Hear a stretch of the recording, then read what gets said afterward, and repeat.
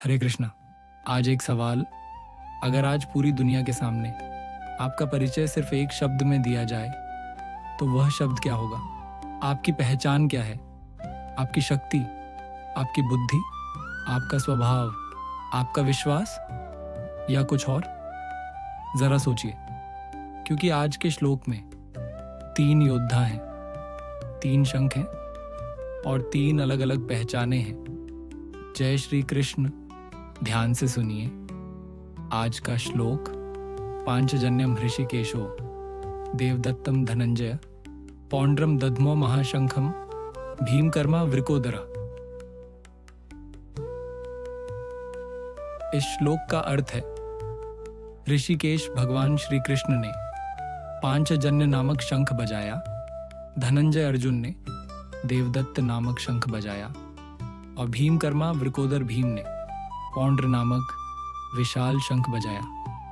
पिछले श्लोक में हमने देखा था कृष्ण और अर्जुन ने अपने दिव्य शंख बजाए, लेकिन गीता वहां नहीं रुकी।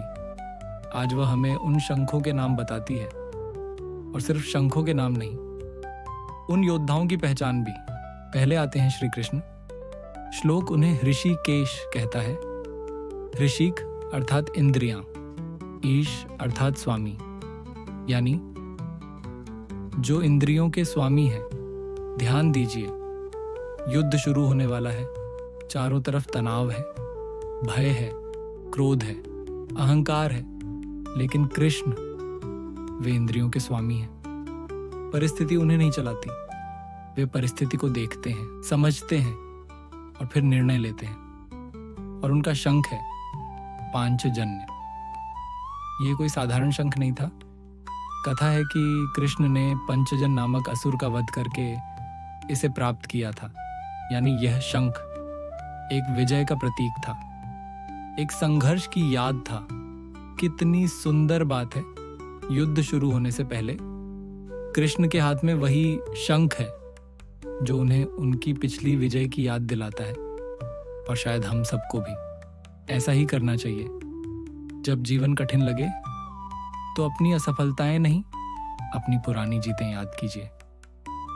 अब आते हैं अर्जुन पर। श्लोक उन्हें धनंजय कहता है। धन को जीतने वाला, विजेता, लेकिन उनका शंख है देवदत्त, अर्थात देवताओं द्वारा दिया गया।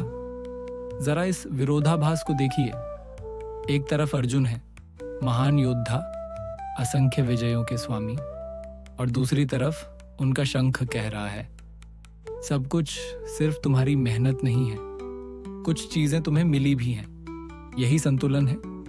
मेहनत भी, कृपा भी, पुरुषार्थ भी, आशीर्वाद भी। आज की दुनिया में हम अक्सर अपनी सफलता का पूरा श्रेय खुद को दे देते हैं, लेकिन अर्जुन का शंख याद दिलाता है, जीवन में बहुत कुछ ऐसा भी होता है जो हमें उपहार में मिला होता है। और अब आते हैं भीम पर। ध्यान दीजिए, इस श्लोक में सबसे प्रभावशाली परिचय भीम का दिया गया है। भीमकर्मा, जिसके कर्म भीषण हैं, जिसके कार्य असाधारण हैं। वृकोदर, भेड़िए के समान उदर वाला, अर्थात अपार शक्ति और ऊर्जा वाला। और उनका शंख पौंड्र, महाशंख, विशाल, गर्जन जैसा।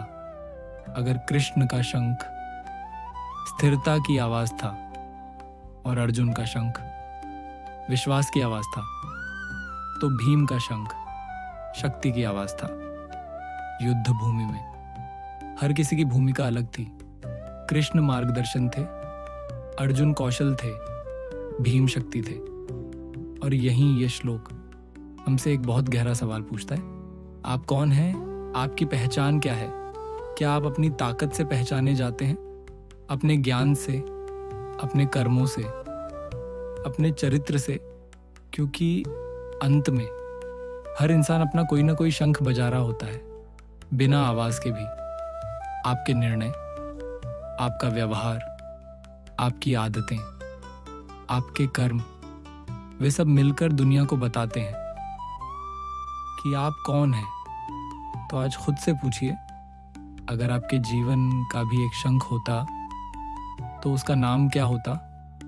और उससे भी बड़ा सवाल, क्या वह नाम सुनकर आपको गर्व महसूस होता? अगर आप चाहें तो कमेंट में लिखिए मेरी पहचान, और उसके बाद सिर्फ एक शब्द, ईमानदारी, सेवा, विश्वास, अनुशासन, करुणा, साहस, या जो भी आपको सही लगे। क्योंकि जिस दिन इंसान अपनी असली पहचान जान लेता है उस दिन उसका जीवन बदलना शुरू हो जाता है। अगले श्लोक में हम और योद्धाओं के शंखों की आवाज सुनेंगे और गीता हमें दिखाएगी कि युद्ध शुरू होने से पहले पूरा धर्म पक्ष अपनी उपस्थिति की घोषणा कर रहा था। तब तक के लिए याद रखिए, हर इंसान के हाथ में कोई ना कोई शंख होता है। सवाल सिर्फ इतना है, जब वह बजे तो दुनिया आपके बारे में क्या सुने। जय श्री कृष्ण।